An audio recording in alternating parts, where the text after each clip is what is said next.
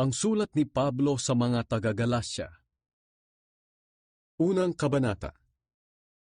Mula kay Pablo na isang apostol, kasama ang lahat ng kapatid dito. Ang pagka-apostol ko ay hindi galing sa tao o sa pamamagitan ng tao, kundi sa pamamagitan ni Hesukristo at ng Diyos Ama na muling bumuhay sa Kanya mula sa kamatayan. Mahal kong mga kapatid sa mga iglesia diyan sa Galasya, sumainyo nawa ang biyaya at kapayapaang galing sa Diyos Ama at sa ating Panginoong Hesukristo. Inialay ni Kristo ang sarili niya para sa mga kasalanan natin, ayon sa kalooban ng ating Diyos at Ama. Ginawa niya ito para mailigtas tayo sa kasamaan nitong kasalukuyang mundo. Purihin natin ang Diyos magpakailanman. Amen. Iisa lang ang magandang balita. Nagtaka ako dahil ang dali ninyong tumalikod sa Diyos na tumawag sa inyo sa pamamagitan ng biyaya ni Kristo. Bumaling kayo sa ibang magandang balita na hindi naman totoo. Ang totoo, walang ibang magandang balita. Nasabi ko ito dahil may mga taong nanggugulo sa inyo at gusto nilang baluktutin ang magandang balita tungkol kay Kristo. Sumpain nawa ng Diyos ang sinuman, kami o maging isang anghel galing sa langit, na mangangaral sa inyo ng magandang balita na iba kaysa sa ipinangaral namin sa inyo. Sinabi na namin sa inyo noon at muli kong sasabihin, kung may mangangaral sa inyo ng magandang balita na iba kaysa sa tinanggap ninyo, sumpain siya ng Diyos.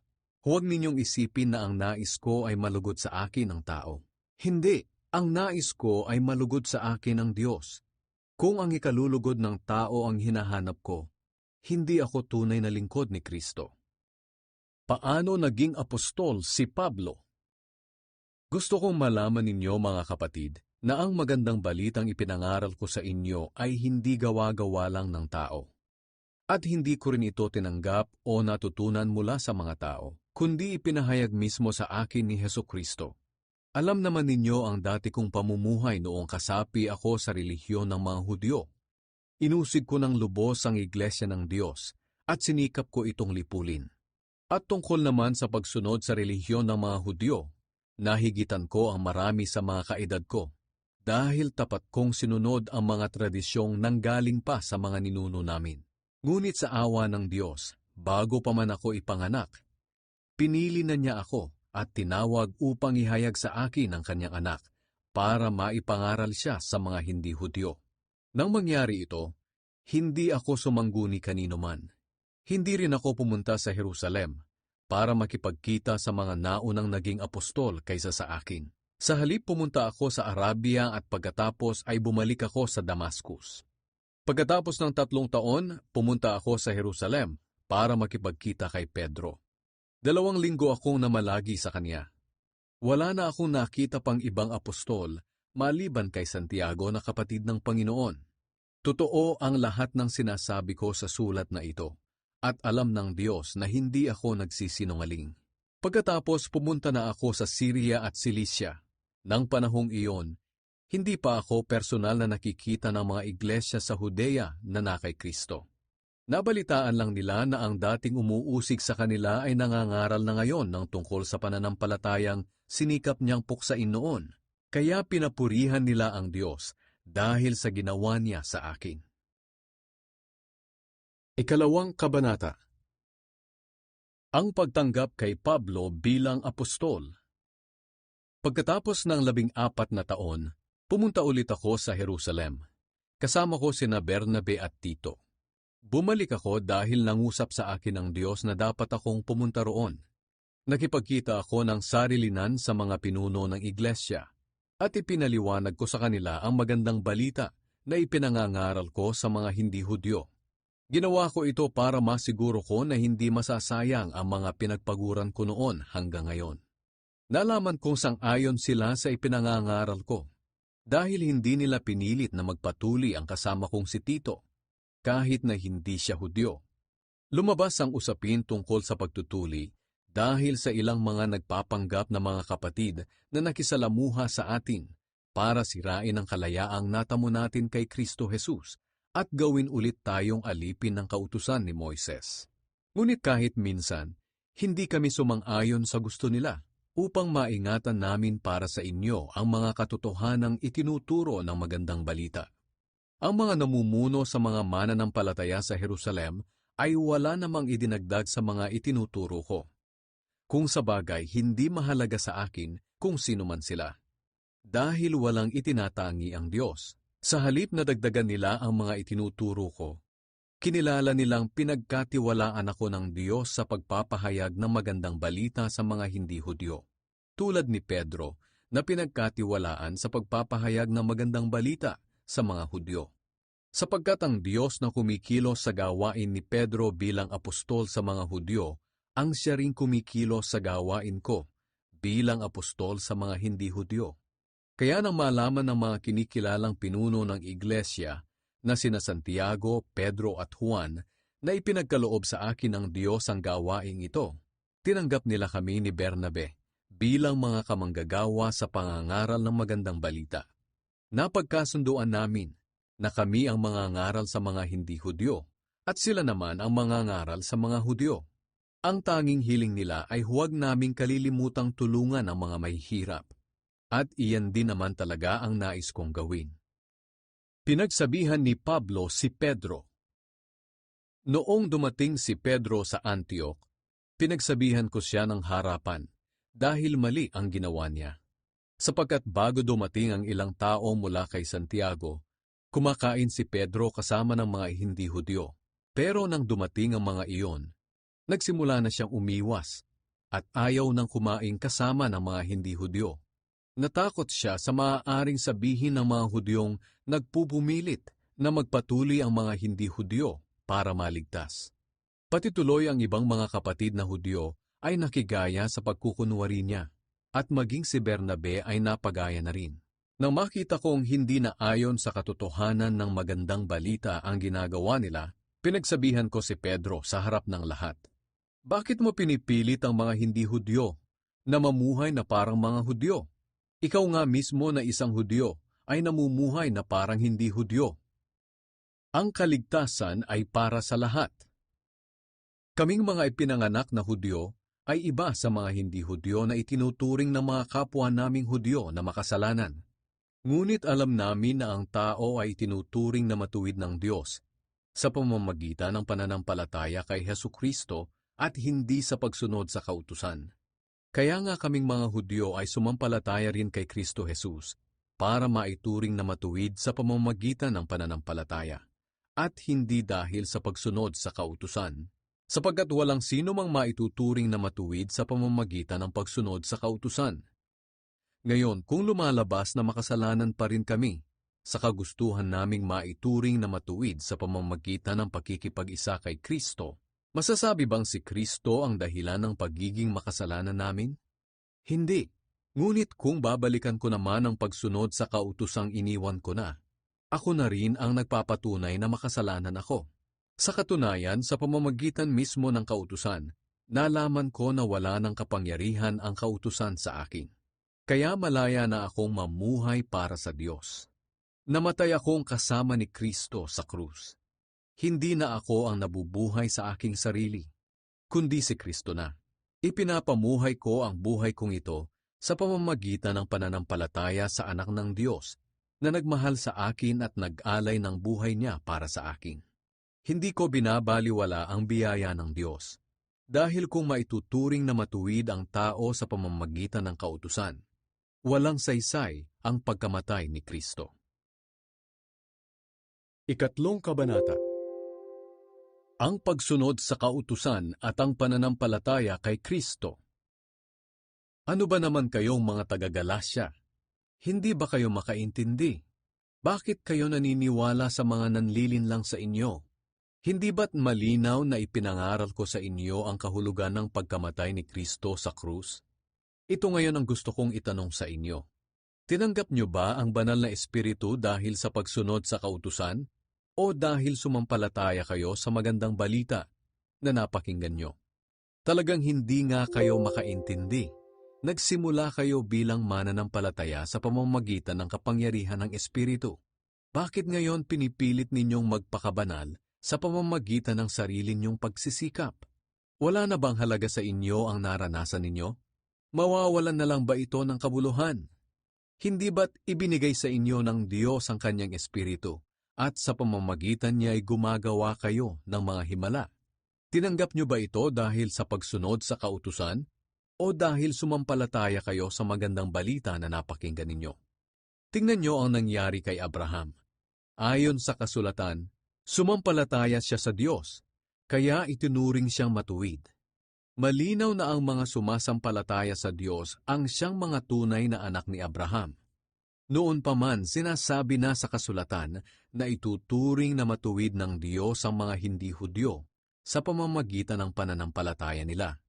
At ang magandang balitang ito'y ipinahayag ng Diyos kay Abraham nang sabihin niya, "Pagpapalain ko ang lahat ng bansa sa pamamagitan mo." Sumampalataya si Abraham sa Diyos at pinagpala siya. Kaya lahat ng sumasampalataya sa Diyos ay pinagpapala rin tulad ni Abraham. Ngunit ang lahat ng umaasang maituturing na matuwid sa pamamagitan ng pagsunod sa kautusan ay isinumpa na ng Diyos, sapagkat sinasabi sa kasulatan, "Isinusumpa ang sinumang hindi sumusunod sa lahat ng nasusulat sa aklat ng kautusan." Malinaw na walang taong ituturing na matuwid sa harap ng Diyos sa pamamagitan ng pagsunod sa kautusan. Dahil sinasabi sa kasulatan, ang taong itinuring na matuwid ng Diyos dahil sa pananampalataya niya ay mabubuhay.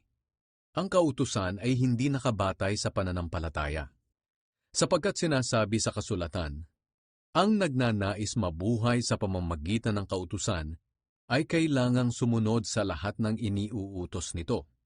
Ngunit hindi natin masunod ang lahat ng iniuutos ng kautusan, kaya sinumpa tayo ng Diyos. Pero ngayon, tinubos na tayo ni Kristo sa sumpang ito. Sinumpa siya alang-alang sa atin, dahil sinasabi sa kasulatan, isinumpa ang sinumang binitay sa puno. Ginawa ito ng Diyos para ang pagpapalang ibinigay niya kay Abraham ay matanggap din ng mga hindi Hudyo sa pamamagitan ni Kristo Jesus, at para matanggap natin ang ipinangakong Espiritu sa pamamagitan ng pananampalataya. Ang kautusan at ang pangako ng Diyos. Mga kapatid, bibigyan ko kayo ng halimbawa. Hindi maaaring basta na lang ipawalang bisa o dagdagan ng anumang kasunduang nalagdaan na. Ganoon din naman sa mga pangako ng Diyos. Ngayon, nangako ang Diyos kay Abraham at sa kanyang salinlahi. Hindi niya sinabi, sa mga apo mo na nangangahulugang marami, kundi sa apo mo, na ang ibig sabihin ay iisa. At ito'y walang iba kundi si Kristo. Ito ang ibig kong sabihin. May kasundo ang ginawa ang Diyos kay Abraham, at ipinangako niyang tutuparin ito. Ang pangakong ito ay ibinigay niya 430 taon bago dumating ang kautusan. Kaya ang pangakong iyon ay hindi mapapawalang bisa o mapapawalang saysay ng kautusan. Sapagkat kung matatanggap natin ang pagpapala sa pamamagitan ng pagsunod sa kautusan, walang kabuluhan ang pangako ng Diyos kay Abraham. Ngunit ang totoo, ibinigay ng Diyos ang pagpapala bilang pagtupad sa pangako niya. Kung ganoon, ano ba ang silbi ng kautusan? Ibinigay ito para malaman ng tao na nagkakasala sila. Ngunit ito'y hanggang sa dumating lamang ang ipinangakong apo ni Abraham. Ibinigay ng Diyos ang kautusan sa pamamagitan ng mga anghel, at sila ang nagbigay nito sa mga tao sa tulong ng isang tagapamagitan. Ngunit ang pangako ay hindi tulad nito. Dahil lang ibigay ito ng Diyos kay Abraham, hindi siya gumamit ng tagapamagitan o mga anghel, kundi siya mismo. Kung ganoon, taliwas ba ang kautusan sa mga pangako ng Diyos? Hindi, sapagkat kung ang kautusan ay makapagbibigay buhay, ito na sana ang naging paraan ng Diyos para ituring tayong matuwid. Ngunit sinasabi ng kautusan na ang buong mundo ay alipin ng kasalanan. Kaya ang mga sumasampalataya lamang kay Hesukristo ang makakatanggap ng mga ipinangako ng Diyos. Noong hindi pa dumarating itong tinatawag na pananampalataya kay Kristo, para tayong mga bilanggo, binilanggo tayo ng kautusan hanggang sa araw na inihayag ang kaligtasan natin sa pamamagitan ng pananampalataya. Ang kautusan ay naging tagapag-alaga natin hanggang sa dumating si Kristo, para sa pamamagitan ng pananampalataya sa Kanya ay maituring tayong matuwid. At ngayong may pananampalataya na, wala na tayo sa patnubay ng kautusan na tagapag-alaga. Mga anak ng Diyos sa pananampalataya. Kayong lahat ay mga anak ng Diyos dahil sa pananampalataya ninyo kay Kristo Jesus. Sapagkat binautismuhan kayo sa pakikipag-isa ninyo kay Kristo at namumuhay kayong katulad niya.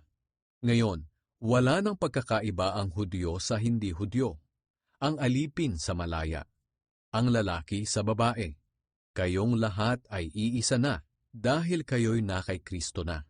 At dahil kayo'y kay Kristo na, kabilang na kayo sa lahi ni Abraham at mga tagapagmana ng mga ipinangako ng Diyos sa Kanya. Ika-4 na kabanata. Ito ang ibig kong sabihin.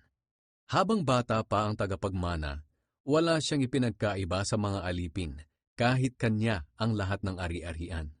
Itinatagubilin siya sa mga taong nag-aalaga sa kanya at namamahala ng mga ari-arian niya, hanggang sa araw na itinakda ng kanyang ama. Ganoon din naman ang kalagayan natin bago dumating si Kristo. Inalipin tayo ng mga panuntunan ng mundong ito.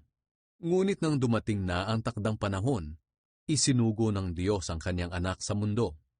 Ipinanganak siya ng isang babae at namuhay sa ilalim ng kautusan para palayain ang mga nasa ilalim ng kautusan nang sa ganoon ay maging anak tayo ng Diyos.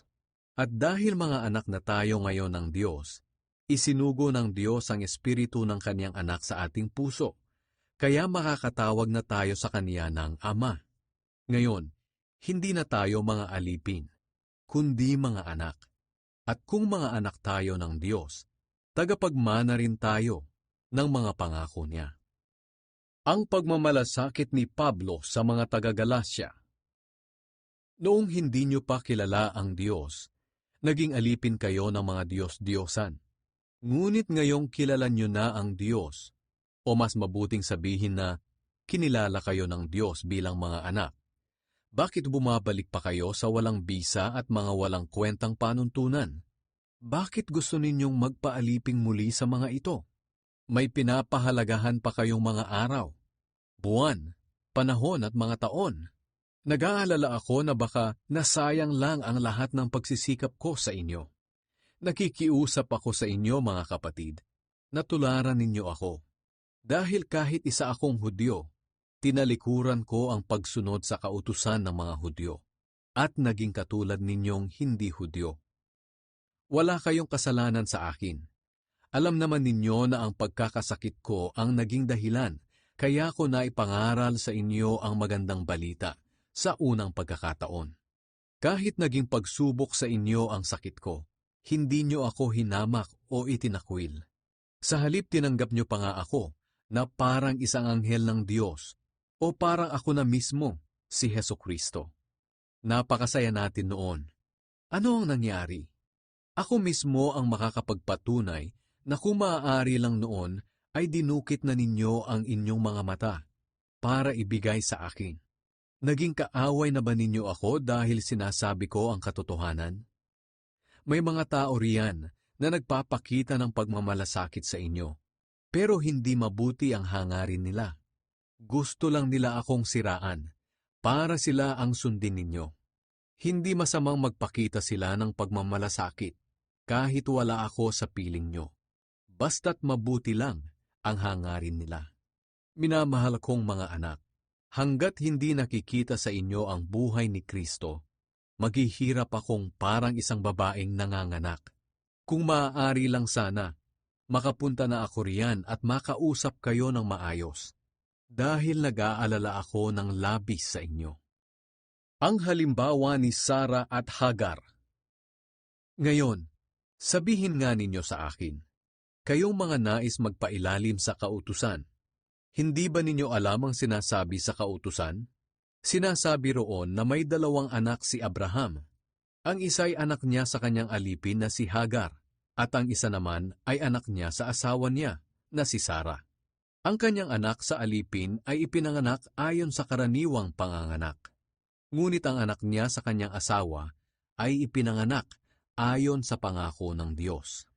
Maaari nating tingnan ang dalawang babaeng ito bilang isang paghahalintulad. Kumakatawan sila sa dalawang kasunduan. Si Hagar ay kumakatawan sa kasunduan na ibinigay ng Diyos kay Moises sa bundok ng Sinai. Ipinanganak ng mga alipin ang mga anak niya. Si Hagar na kumakatawan sa bundok ng Sinai sa Arabia ay kumakatawan din sa kasalukuyang Jerusalem, sapagkat ang mga tao sa Jerusalem ay naging alipin ng kautusan. Ngunit ang asawang si Sara ay hindi alipin, at siya ang kumakatawan sa Jerusalem na nasa langit. At siya ang ating ina, dahil hindi tayo alipin ng kautusan. Sapagkat sinasabi sa kasulatan, "Matuwa ka, baog na babae, ikaw na hindi pa nagkakaanak. Humiyaw ka sa kagalakan, ikaw na hindi pa nakakaranas ng sakit sa panganganak. Sapagkat kahit iniwan ka ng asawa mo, mas marami ang magiging anak mo kaysa sa babaeng kapiling ang kanyang asawa." Mga kapatid, mga anak kayo ng Diyos ayon sa pangako niya, tulad ni Isaac na ipinanganak ayon sa pangako ng Diyos. Noong una, si Isaac na ipinanganak ayon sa Espiritu ay inusig ni Ismael, na ipinanganak ayon sa karaniwang panganganak. Ganoon din ang nangyayari ngayon. Inuusig tayo ng mga taong nais magpaalipin sa kautusan. Pero ano ba ang sinasabi sa kasulatan? Palayasin mo ang babaeng alipin at ang anak niya, dahil ang anak ng babaeng alipin ay hindi maaaring makibahagi sa mamanahin ng anak ng babaeng hindi alipin. Kaya nga mga kapatid, hindi tayo anak ng babaeng alipin, kundi anak ng babaeng hindi alipin. Ikalimang kabanata. Ang ating kalayaan kay Kristo. Pinalaya tayo ni Kristo sa ilalim ng kautusan. Kaya manindigan kayo sa pananampalatayan nyo, at huwag na kayong magpaaliping muli. Tandaan nyo ang sinasabi ko. Ako mismong si Pablo ang nagsasabi sa inyo na kung magpapatuli kayo para maging katanggap-tanggap sa Diyos, mawawalan ng kabuluhan ang ginawa ni Kristo para sa inyo. Inuulit ko na ang sino mang magpapatuli para maging katanggap-tanggap sa Diyos ay obligadong sumunod sa buong kautusan. Kayong mga nagsisikap na ituring na matuwid ng Diyos sa pamamagitan ng kautusan ay nahiwalay na kay Kristo. Nahiwalay na kayo sa biyaya ng Diyos.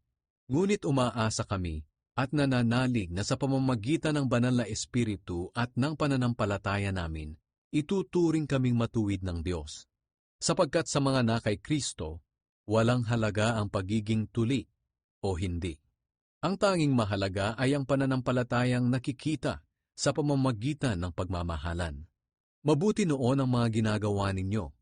Sino ang pumigil sa inyo sa pagsunod sa katotohanan? Hindi maaaring ang Diyos ang pumigil sa inyo, dahil Siya ang tumawag sa inyo sa pananampalataya. Isipin nyo sana na ang maling aral ay parang pampaalsa na kahit kaunti ay nakakapagpaalsa sa buong masa ng harina. Umaasa ako sa Panginoon na hindi kayo magpapadala sa ibang pananaw. Parurusahan ng Diyos ang mga nanggugulo sa inyo, maging sino man sila. May mga nagsasabing itinuturo ko raw na kailangan ng pagtutuli para maging katanggap-tanggap sa Diyos. Kung totoo iyan mga kapatid, bakit inuusig pa rin ako hanggang ngayon? At kung iyan nga ang itinuturo ko, walang kabuluhan ang mensahe tungkol sa kamatayan ni Kristo sa krus, ang mensaheng hindi matanggap ng iba. At sa mga nanggugulo naman sa inyo, hindi lang sana sila magpatuli, kundi magpakapon na rin. Mga kapatid, tinawag kayo upang maging malaya. Ngunit huwag ninyong gamitin ang kalayaan nyo para pagbigyan ng mga pagnanasa ng laman.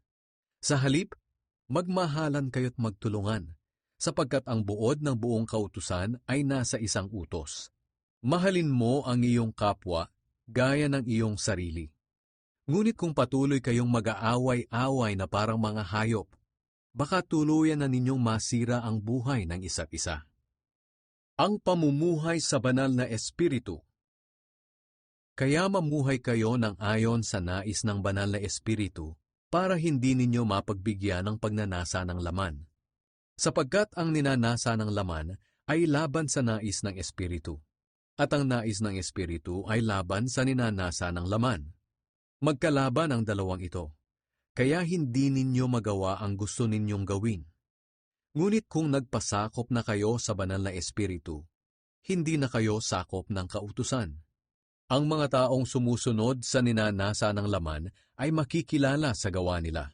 Sexual na imoralidad, kalaswaan, kahalayan, pagsamba sa mga Diyos-Diyosan, pangkukulam, pagkapuot, pag-aaway-away, pagkasakim, pagkagalit, pagkakawatak-watak, pagkakahati-hati, pagkainggit, paglalasing, pagkahilig sa kalayawan, at iba pang kasamaan.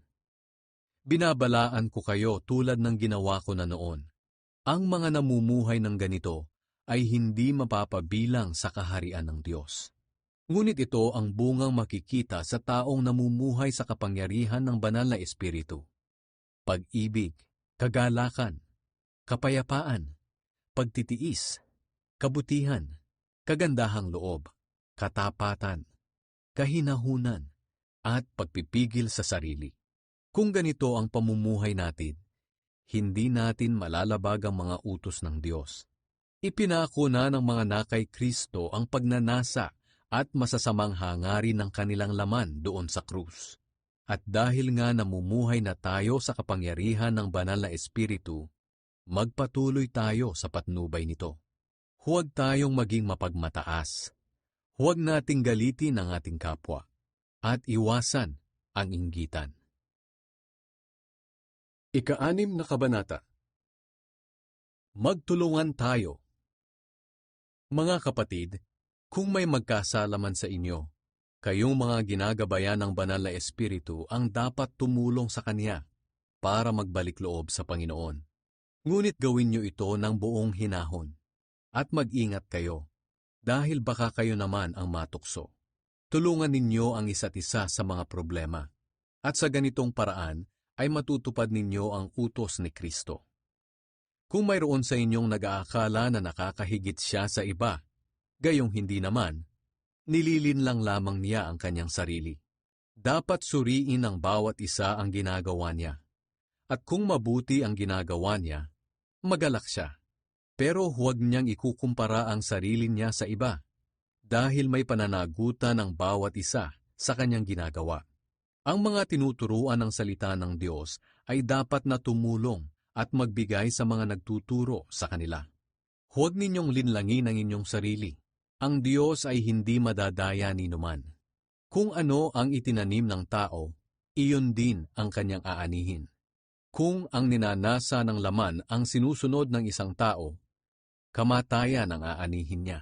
Pero kung ang banal na espiritu ang sinusunod ng isang tao, matatanggap niya mula sa espiritu ang buhay na walang hanggan. Kaya huwag tayong magsasawa sa paggawa ng mabuti.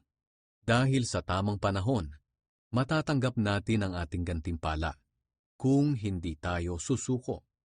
Kaya nga sa tuwing may pagkakataon, gumawa tayo ng kabutihan sa lahat ng tao, lalo na sa mga kapatid natin sa pananampalataya. Mga huling bilin. Mapapansin ninyo na malalaki na ang mga letrang nakasulat dito. Ako na ang sumulat nito. Gusto lamang ng mga namimilit sa inyong magpatuli na magbigay lugod sa kapwa nila Hudyo, sapagkat natatakot silang usigin ng mga ito kung ituturo nila na ang kamatayan lamang ni Kristo ang siyang makapagliligtas sa tao. Sila mismong mga tinuli ay hindi naman sumusunod sa kautusan. Ipinagpipilitan lang nila na magpatuli kayo para maipagmalaki nila na sumusunod kayo sa seremonyang ito. Ngunit para sa akin, wala akong ibang ipinagmamalaki, maliban sa kamatayan ng ating Panginoong Hesukristo sa krus. At dahil sa kamatayan niya sa krus, wala nang halaga para sa akin ang mga bagay sa mundo. At wala rin akong halaga para sa mundo. Hindi na mahalaga kung tuli tayo o hindi. Ang tanging mahalaga ay kung binago na tayo ng Diyos. Sa lahat ng pinili ng Diyos at namumuhay ayon sa mga turo kong ito, sumainyo nawa ang kapayapaan at awa ng Diyos. Mula ngayon, huwag niyo na akong guluhin. Ang tanda ng mga sugat sa katawan ko ay nagpapatunay na sinusunod ko si Jesus. Mga kapatid, pagpalain nawa kayo ng ating Panginoong Hesukristo. Amen.